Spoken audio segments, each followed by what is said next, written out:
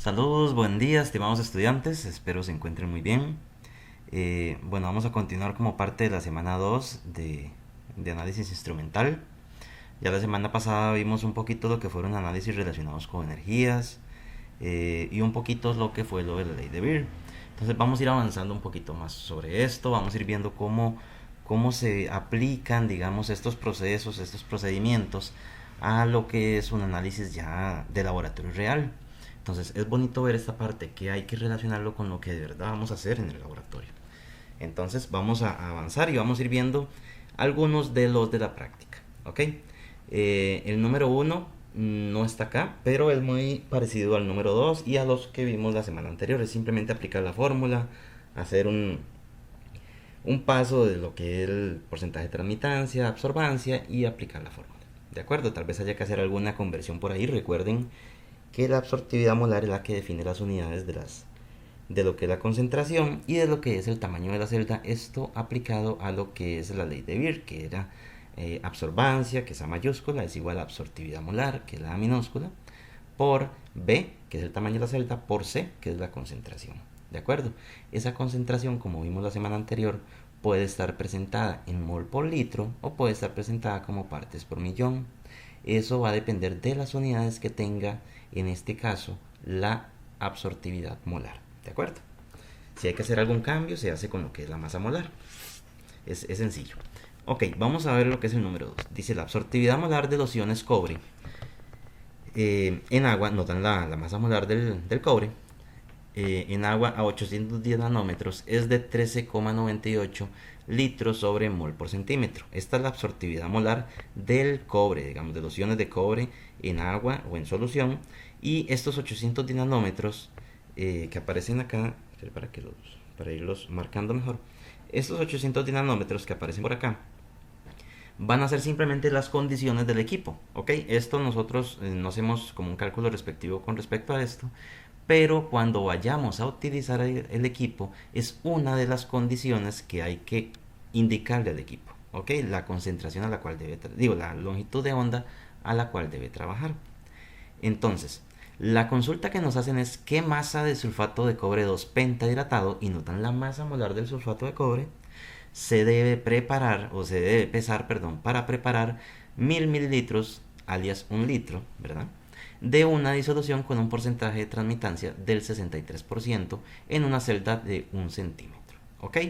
Vean que la absortividad molar y los datos que yo estoy teniendo a la hora de colocar, digamos, mi muestra en el equipo van a ser para iones cobre, van a ser para el cobre, pero el enunciado lo que nos está preguntando es la masa de sulfato de cobre. ¿De acuerdo? Entonces por eso es que nos dan esas masas molares, y recuerden que en ese caso yo voy a tener que hacer una relación entre lo que es el cobre presente en el compuesto sulfato de cobre. ¿Ok? Esto lo vamos a ir viendo paso a paso. Entonces, lo que nos preguntan es la masa de sulfato de cobre pentahidratado, nos dan la masa molar del sulfato de cobre pentahidratado, nos dan la absortividad molar de los iones cobre que se hizo en el análisis, nos dan el tamaño de la celda, que es de 1 centímetro. Vean que aquí las unidades de absortividad molar dice que es litro mol por centímetro.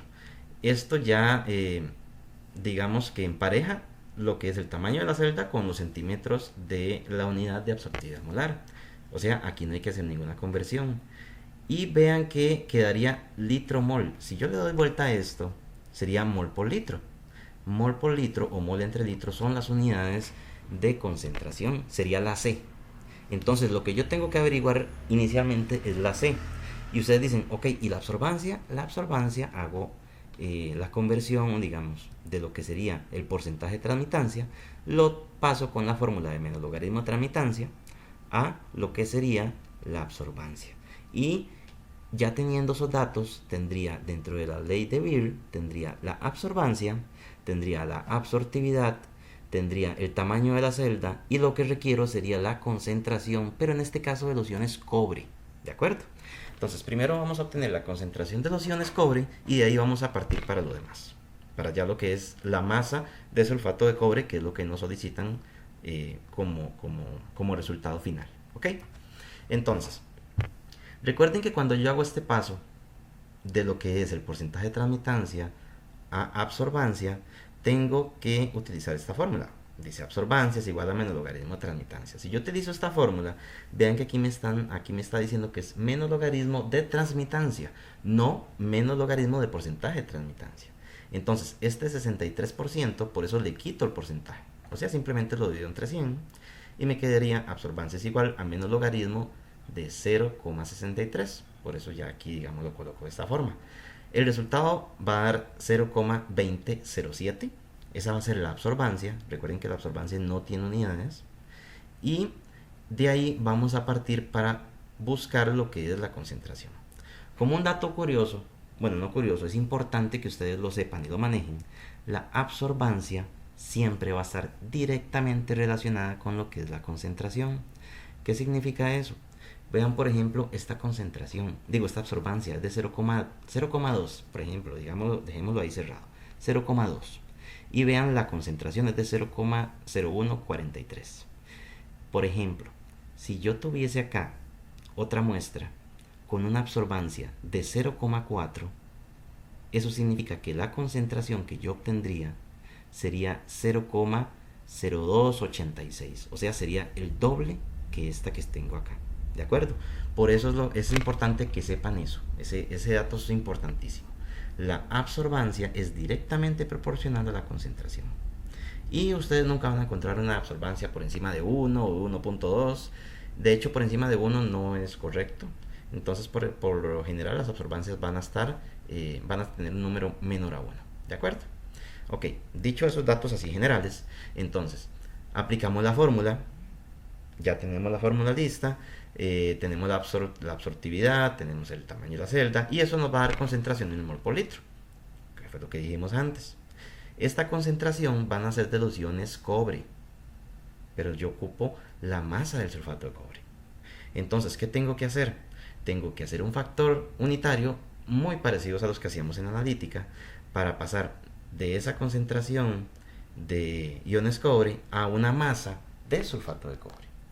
Pero vean que cuando yo estoy hablando de iones cobre, a la vez ya luego paso a hablar de sulfato de cobre, tengo que hacer una relación entre esos dos, entre el elemento cobre y el compuesto sulfato de cobre. Entonces la relación la voy a hacer dentro de ese compuesto, el sulfato de cobre, cuántos átomos o cuántas moléculas de cobre hay existentes, ¿de acuerdo? Recuerden que para generar una relación mol a mol, o una relación entre ya sea un elemento dentro de un compuesto o de dos compuestos dentro de una reacción, la única forma de hacerlo es mediante la cantidad de sustancia, o sea, tomando una relación mol a mol. Entonces, dicho esto, yo coloco acá la concentración de lo que me dio los iones cobre. ¿Por qué estoy eliminando acá este litro con este litro de una vez? Para tener un poco más de orden, para ir como eliminando datos que no nos van a ser útiles para todo lo demás. Entonces, acá vamos a eliminar estos litros con este litro. ¿Cuál va a ser este litro? Los 1000 mililitros que se están preparando. Eso simplemente lo paso a litros. Entonces, con esto ya elimino los litros. Me estarían quedando moles de cobre. Ok, vean lo interesante. Ya con esos moles de cobre, yo puedo ya hacer la relación entre moles de cobre con moles de sulfato de cobre. Hago la relación que sería dentro de este compuesto, ¿cuántos moles de cobre hay? Tengo 1, hay un mol de cobre, hay un mol de azufre, hay 4 moles de oxígeno. La relación es con cobre y con el sulfato de cobre, entonces un mol de cobre es a un mol de sulfato de cobre. Con esto se me están desapareciendo las unidades de moles de cobre y me está quedando moles de sulfato de cobre. ¿De acuerdo? ¿Y cómo obtengo yo el resultado que necesito, que sería la masa? Simplemente le aplico la masa molar. Con esto elimino los moles de sulfato de cobre y obtengo la masa en gramos de sulfato de cobre final, que es lo que estoy necesitando para este caso. ¿Ok? Vean qué sencillo. Simplemente es ir teniendo cuidado, analizando lo que vimos la semana pasada, de que todas las unidades es importante que las sepan manejar, que se las aprendan, que sepan que por ejemplo las unidades de la absortividad son las que definen en este caso las unidades del tamaño de la celda y de la concentración, esto cuando aplicamos la ley de Beer. Ok, vamos a seguir con la número 2. Ya la número 2, la número 3, disculpen. Ok, la número 3, aquí vamos a aplicar algo que se llama un factor de correlación. Es algo que se utiliza mucho en matemáticas, ya lo vamos a explicar un poquito. Entonces, una solución de hexacianoferrato 3 de hierro 2 a una concentración de 0,002063 mol por litro, muestra un porcentaje de transmitancia de 45,4% a cierta longitud de onda y en un cierto tipo de celda. ¿De acuerdo? Calcule el porcentaje de transmitancia de una disolución, me dan otra concentración, a esta concentración de 0,002535 mol por litro, del mismo compuesto, a la misma longitud de onda y en el mismo tipo de celda ampliado anteriormente. O sea, que bajo las condiciones que se hizo el tratamiento para obtener este porcentaje de transmitancia de esta concentración, se hizo el mismo tratamiento para obtener X porcentaje de transmitancia, que es lo que necesitamos averiguar, de una solución a esta concentración. ¿De acuerdo? Recuerden lo que les dije el enunciado anterior, que era muy importante, que la absorbancia es directamente proporcional a la concentración. Esto para la ley de Beer. En este caso no tenemos absorbancia, lo que tenemos es porcentaje de transmitancia. El de este ejemplo, el de esta solución, de 45,4%. Entonces, yo con este dato puedo pasar este porcentaje de transmitancia a absorbancia y tener una relación directa de esta concentración con esa absorbancia, que sería el paso de este 45,4 porcentaje de transmitancia a absorbancia. ¿Ok? Con esta relación yo puedo obtener este dato. Se hace un tipo de extrapolación, pero en matemáticas se aplica algo que se llama el factor de correlación. El factor de correlación nos ayuda a generar un valor, y ese valor es un valor numérico, sin ninguna unidad ni nada, y ese valor numérico, al multiplicarlo por el dato, por otro dato que ya tenemos conocido, dado que tenemos 3 datos relacionados, a multiplicarlo por ese otro dato, obtendremos nuestra variable o nuestra x. Vamos a explicarlo un poquito mejor. Entonces, yo tengo la concentración 1, que sería 0,002063 mol por litro. ¿De acuerdo?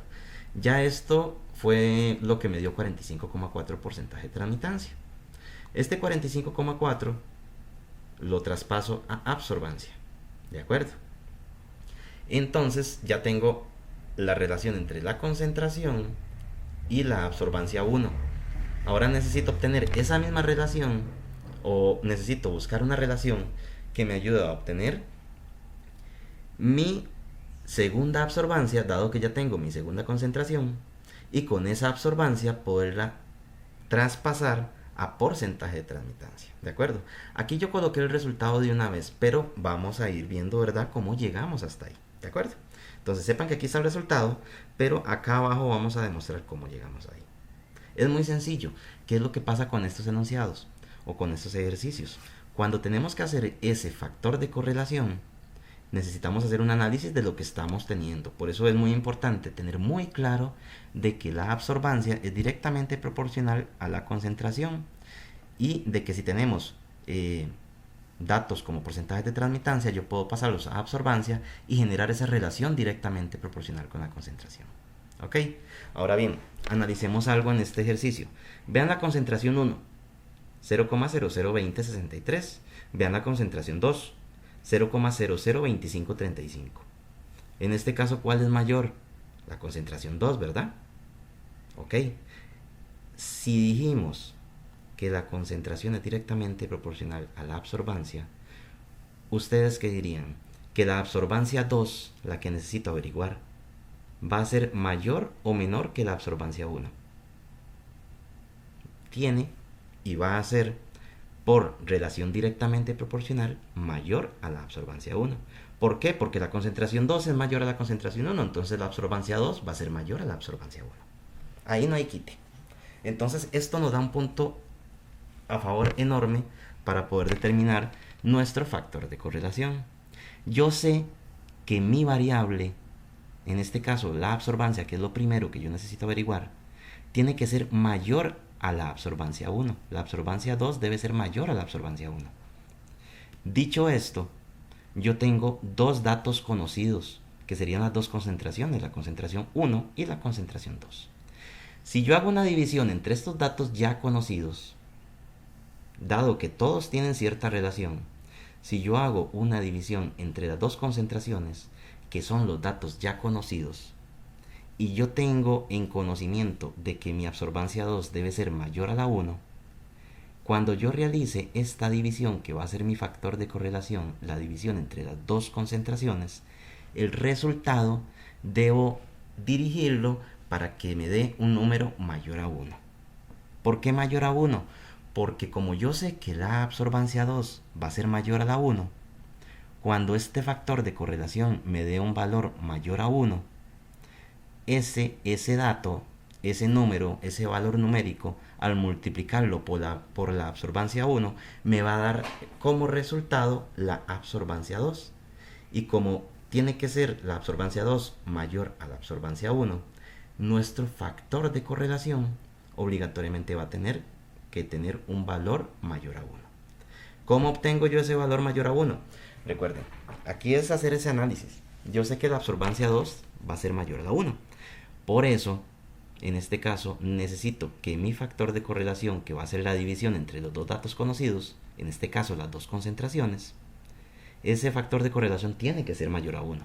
¿Por qué? Porque cuando lo voy a multiplicar por el otro dato, que sería la absorbancia 1, me va a dar mi absorbancia 2, y esa absorbancia 2, obligatoriamente tiene que ser mayor a la 1. Entonces, por eso es que tiene que dar mayor a 1 ese dato.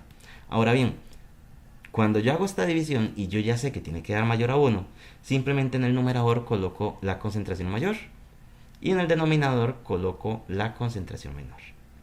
Así obtengo un valor numérico mayor a 1. Veamos un dato o un caso contrario, o imaginémonos un caso contrario. Si más bien yo necesitara que la absorbancia 2 fuera menor, o más bien yo con el análisis determinaría que la absorbancia 2 que yo necesito es menor que la absorbancia 1, esto me lo va a definir, verá, las concentraciones, porque ya vimos que tienen relación directamente proporcional. Pero si yo sé que la absorbancia 2 tuviese que darme un dato menor a la absorbancia 1, mi factor de correlación yo sé que tiene que dar menor a 1. Porque cuando lo multiplique por el dato que ya tengo, que sería la absorbancia 1, y me dé la absorbancia 2, va a tener que ser menor a la absorbancia 1. Eso estamos viendo un caso hipotético, ¿verdad? Y en ese caso, para que nuestro factor de correlación nos dé menor a 1, tendría que estar en el numerador el dato menor y en el denominador el dato mayor. Eso es simplemente en un caso hipotético, si fuese caso contrario a lo que nos están solicitando acá o al análisis que se hizo acá. ¿De acuerdo? Ok.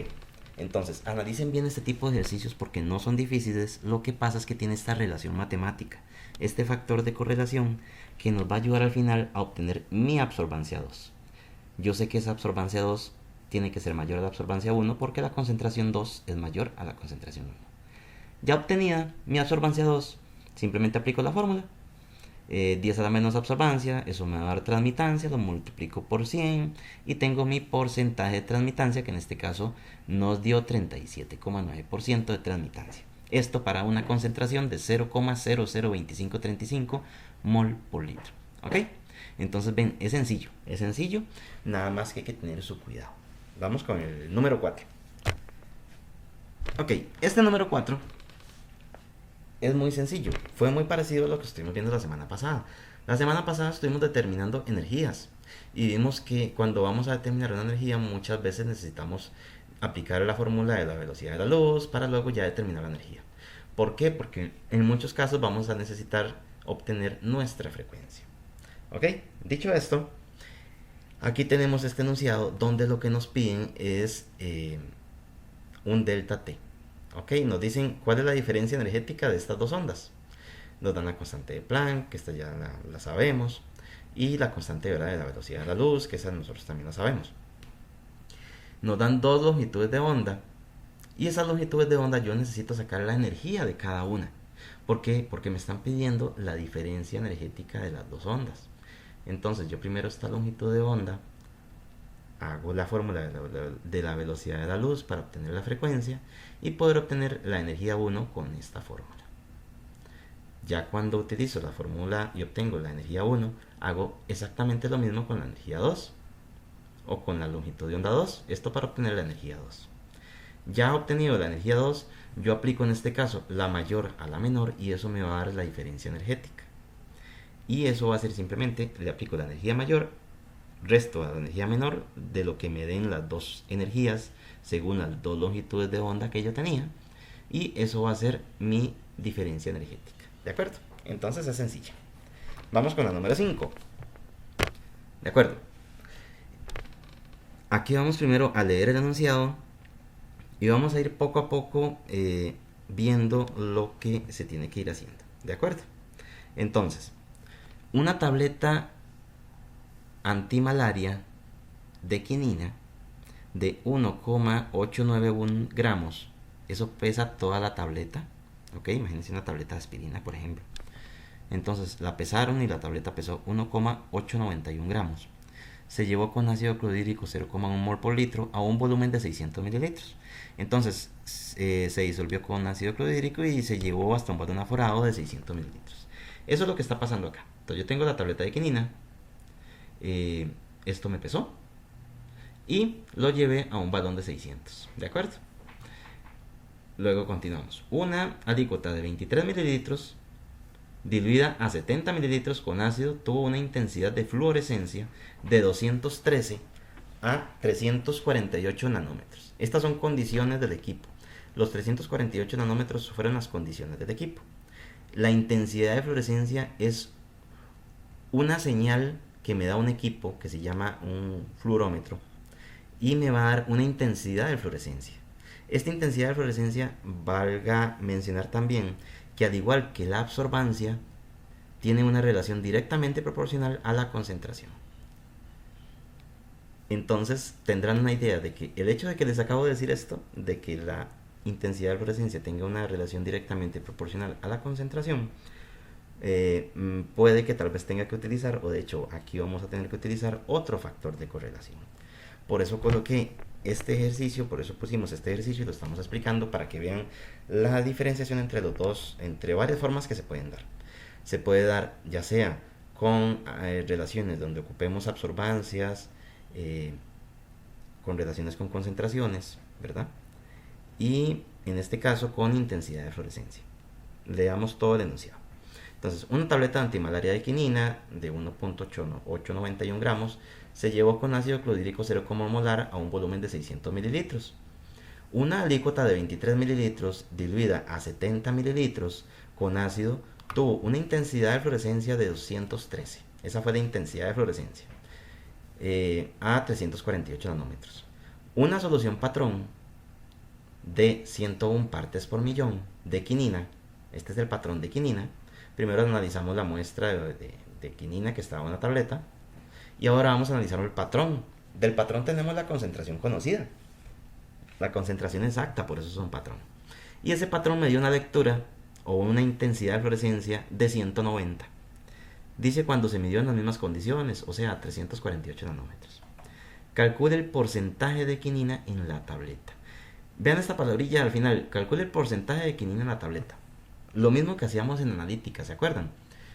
Analito entre muestra por 100 para obtener un porcentaje de, por ejemplo, sodio en una muestra o digamos, o cobre en una muestra. Eso era parecido a lo que hacíamos en analítica. De acuerdo, entonces vamos a ver el resumen de lo que estamos haciendo. Tenemos una muestra de una tableta de quinina que teníamos de este peso. La llevamos a un balón de 600. De ese balón de 600, donde ya teníamos la quinina disuelta, y la llevamos a ese balón, la tableta de quinina, yo tomé 23 mililitros, una alícuota de 23 mililitros, y la llevé a un balón de 70 mililitros. Y de este balón, ok, vean que yo estoy haciendo el análisis de lo que me dio la intensidad de fluorescencia de este balón, que me dio una intensidad de fluorescencia de 213. La intensidad de fluorescencia tampoco tiene unidades, ¿de acuerdo? Ok, con este dato, digamos, estos son los datos que tenemos para la muestra. Vamos con los del patrón. En el patrón ya sabemos la concentración, por eso es un patrón. Y tenemos una intensidad de fluorescencia del patrón. Y dice que todo se hizo bajo las mismas condiciones. ¿Se acuerdan del ejercicio anterior en el que teníamos que utilizar también el factor de correlación? Porque teníamos tres datos bueno, necesitábamos o teníamos en conjunto 4 datos, pero uno no sabíamos de él, pero teníamos 4 datos que tenían relación directamente proporcional. Aquí pasa lo mismo. Como les dije al principio, la intensidad de fluorescencia va a tener relación directamente proporcional con la concentración. Entonces, ¿qué sucede acá? Esta concentración es la del patrón y me dio esta intensidad de fluorescencia del patrón 190. Vean la intensidad de fluorescencia que me dio la muestra. La muestra de este balón, del baloncito que tiene 70 mililitros y que habíamos hecho todo esto. Me dio una intensidad de fluorescencia de 213. Con esta intensidad de fluorescencia y sabiendo la intensidad de fluorescencia del patrón, yo obtengo mi factor de correlación. Ahora bien, yo les pregunto como les pregunté anteriormente, uno se hace esa pregunta. Según estas dos intensidades de fluorescencia y sabiendo que la concentración es directamente proporcional, la concentración de la muestra de este balón de 70 mililitros será mayor o menor a 101. Va a ser mayor. Ok, repitamos, ¿por qué va a ser mayor? Porque la intensidad de fluorescencia de la muestra es mayor a la intensidad de fluorescencia del patrón. Entonces obligatoriamente la concentración de la muestra va a tener que ser mayor a la concentración del patrón. ¿Cómo obtenemos ese dato? Con el factor de correlación, que en este caso nuestra concentración de muestra tiene que ser mayor a 101.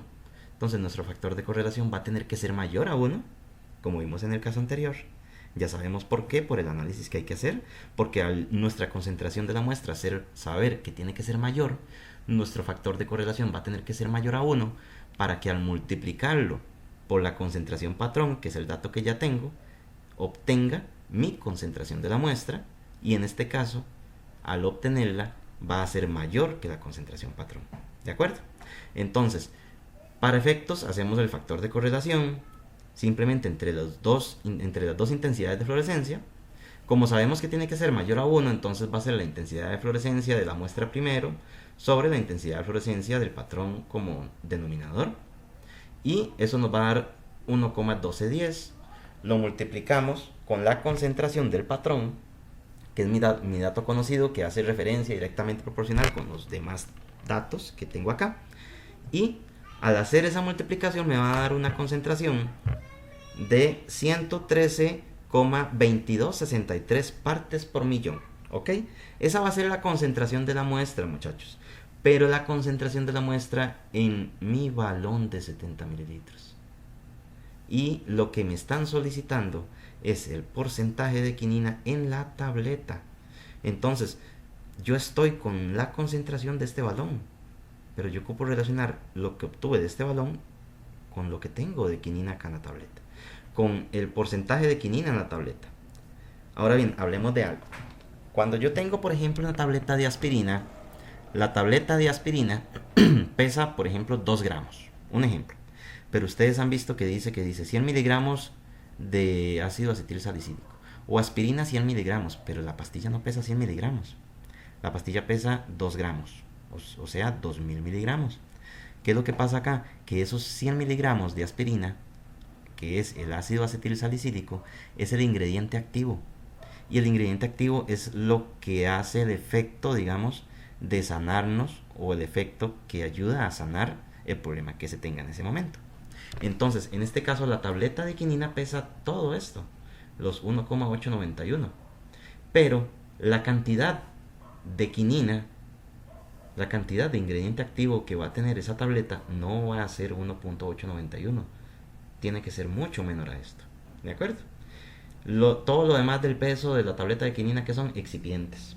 Que almidones, que masas, que gomas guar, que gomas santán, que glicerina, son distintos ingredientes que le van a dar con textura a la tableta y le van a dar cierta forma y cierto desarrollo para que se mantenga. ¿De acuerdo? Dicho esto, entonces, ya ahora sí, lo que yo necesito es la masa del analito, o sea, la masa de quinina en la tableta. Como yo lo que estoy obteniendo es la concentración, estos 113,2263, que va a ser la concentración de este balón, yo necesito devolverme en todo lo que yo hice para llegar a este balón. Necesito devolverme hasta llegar al principio, que fue la pesada de la tableta de quinina. Entonces, con esos datos, arranco. Yo tengo los 113,2263 del balón de 70 mililitros. Esa va a ser mi concentración en miligramo por litro. Ok. aplico un factor de concentración. ¿Por qué? Porque yo necesito devolverme. Yo aquí tengo, esta muestra estaba diluida. Yo esta muestra primero pesé, lo llevé a un balón y ahí diluí. ¿Por qué? Porque tomé una alícuota y lo llevé a ese balón. Esta muestra está diluida. Y esta concentración está diluida. Entonces yo tengo que llegar a obtener primero una concentración más concentrada y luego eliminar ese volumen para obtener la masa de mi analito, que en este caso sería la quinina dentro de toda la tableta de quinina. Entonces, por eso aplico un factor de concentración. Recuerden que los factores de dilución lo que hacen es disminuir la concentración, y aquí en este caso lo que necesito es hacer más grande la concentración. Entonces mi factor de concentración va a ser el balón que estoy utilizando entre la alícuota que utilicé. El balón de 70 dividido entre la alícuota de 23 mililitros, y de una vez aquí estoy multiplicándolo por el balón de 600 mililitros. Lo estoy pasando a litros. ¿Por qué? Porque la unidad que tengo de concentración está en litros. Entonces, para ahorrarme este paso, lo paso a litros y ya estoy eliminando estos litros. Estoy aplicando el factor de concentración, que significa que yo esta concentración le estoy aplicando lo que le hice, que fue llevarlo a un balón de 70, utilicé una alícuota de 23 mililitros, porque yo lo que necesito es llegar al original que tenía, que estaba más concentrado. Y al final, como yo tenía un balón de 600 al principio, eso es lo que voy a eliminar de último, que serían estos litros. Ok, termino esto, elimino esto y me va a quedar la masa, pero esa masa la tengo en miligramos. Entonces es una simple conversión. 1 gramo es igual a 1000 miligramos.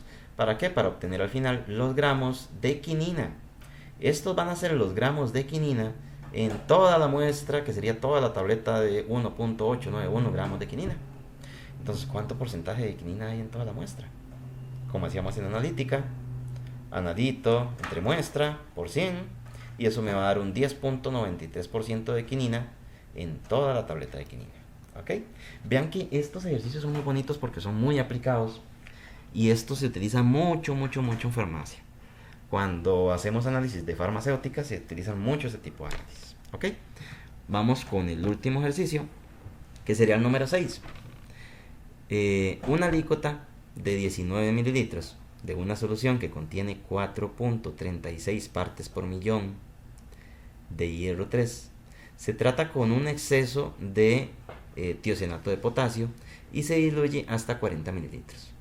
¿Cuál es la absorbancia de la solución resultante en una celda de 2,67 centímetros si el complejo de tiocenato de hierro o de ion tiocenato de hierro tiene una absortividad molar de 7 por 10 a la 3 litros sobre mol por centímetro a unas condiciones en el equipo de 580 nanómetros?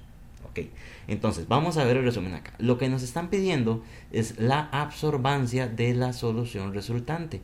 Nos dan los datos de la celda, el tamaño de la celda, nos dan la absortividad molar y nos dicen ciertas condiciones que están sucediendo acá. Dicen que yo tomé una alícuota de 19 mililitros de una solución que contiene esta concentración. Vean que yo aquí tengo, digamos, la solución. Imagínense un balón, una botella, un frasco, donde yo ya tengo la solución de tiocenato de hierro a una concentración a una concentración de hierro de 4,36 partes por millón. Aquí está, digamos, la solución ya con esta concentración de hierro 3. Y yo de ahí tomé una alícuota de 19 mililitros y lo llevé a un balón de 40 mililitros. Disculpen el baloncillo tan feo. Y disculpen los dibujitos a veces tan feos. Entonces, cuando yo obtengo ya este balón, yo necesito saber la concentración de ese balón. ¿Por qué la concentración de ese balón? Porque la absorbancia que yo estoy obteniendo acá dice que fue la absorbancia resultante, o sea, la absorbancia de este balón, va a ser la que yo necesite averiguar, pero primero tengo que obtener la concentración de este balón. ¿Por qué? Porque ya me dieron los datos de la tamaño de la celda, tengo los datos de absortividad y me están preguntando en este caso la concentración. Entonces, ¿qué hago yo? Acá tengo los cálculos que se deben de realizar. Vean que lo que me están preguntando es la absorbancia de este balón, Entonces, como yo tengo una concentración madre o una concentración original de iones de hierro, que está acá contenida, de 4,36 miligramos por litro, comienzo con esto. Entonces 4,36 miligramos por litro de hierro 3 y le aplico un factor de dilución. En este caso es un factor de dilución. ¿Por qué? Porque en el caso anterior yo ocupaba saber lo que tenía la tableta, o sea, lo que tenía al principio, acá. Pero en este caso necesito saber la absorbancia de mi muestra final, que sería lo de acá. ¿Ven? Entonces, por eso aquí aplico un factor de dilución. Lo que tenía acá originalmente, que dice, tomé una alicota de 19 mililitros, la llevé a un balón de 40 mililitros, y ya con eso obtengo la concentración de mi balón 2, o podríamos hablar de que esta es la concentración madre, y esta pasaría a ser la concentración hija. Podríamos verlo de esa forma. Entonces, ya aquí tengo la concentración hija de iones de hierro 3. Con esta concentración, vea que la tengo acá en unidades de miligramo por litro. ¿Ok?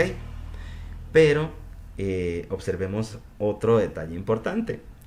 Cuando yo hago, digamos, el cálculo de utilizo la ley de Beer y sé que aquí necesito tener la absorbancia, yo sé que es absortividad molar por el tamaño de la celda por la concentración. Ustedes dicen, ok, profe, ya tenemos la concentración 2,0710 miligramos por litro de hierro. Pero yo les digo, recuerden que la absortividad molar es la que define las unidades del tamaño de la celda y de la concentración. Y ya tenemos la absortividad molar y ya tenemos las unidades. Ya tenemos las unidades del tamaño de la celda, están centímetros, y digamos emparejan con las unidades de la absortividad molar, pero si le damos vuelta a esto y colocamos mol por litro, no coincide con miligramo por litro. El litro sí, pero el mol y el miligramo no. Entonces necesito hacer una conversión y pasar estas unidades a mol por litro. ¿Y cómo lo hago? Con la masa molar del hierro, porque aquí estamos haciendo un análisis, del hierro. Entonces yo tomo estos 2,0710 miligramos de hierro que están contenidos en mi balón de 40. Esta es una conversión simple. ¿Para qué? Para poder trabajar con la masa molar del hierro, porque la masa molar del hierro tiene unidades de gramo entre mol. Entonces, como esto está en miligramos, lo paso a gramos. Aquí elimino los miligramos y aplico la masa molar. Al aplicar la masa molar, ¿qué estoy haciendo? Eliminar los gramos, y al final, ¿qué me va a quedar? Mol por litro, que es lo que requiero, o las unidades que yo requiero para poder trabajar ahora sí adecuadamente la ley de Beer y que esta absorbancia me dé sin ninguna unidad. Esto recuerden, porque la absorbancia no tiene unidades, y si yo no hago ese cambio no me van a emparejar las unidades de la absortividad con las unidades de la concentración que tenía originalmente. Entonces por eso hice esta conversión, ¿de acuerdo? Ya con la concentración de iones de hierro 3, con las unidades que nos emparejan con la absortividad molar, simplemente aplico la fórmula, A por B por C. Ya todas las unidades ahí se van a cancelar y esto me va a dar una absorbancia de 0,6931. ¿Ok? Entonces ahí es importante, chicos, que analicen y traten de analizar bien, digamos, cuando hablamos de un factor de dilución, cuando hablamos de un factor de concentración, y que sepan que a veces lo que necesitamos es la concentración de el balón final en mi muestra, o a veces lo que necesitamos es saber lo que tenía mi muestra, valga la redundancia, en la muestra original, después de haber hecho cierto tratamiento. ¿Ok? Entonces, chicos, practiquen mucho, hagan varias veces estos ejercicios, porque no solamente van a ser para ahorita, sino son importantes para cuando ustedes lleguen a un trabajo. Entonces, practíquenlos mucho y cualquier duda estamos a la orden. ¿Ok? Que pasen un excelente día.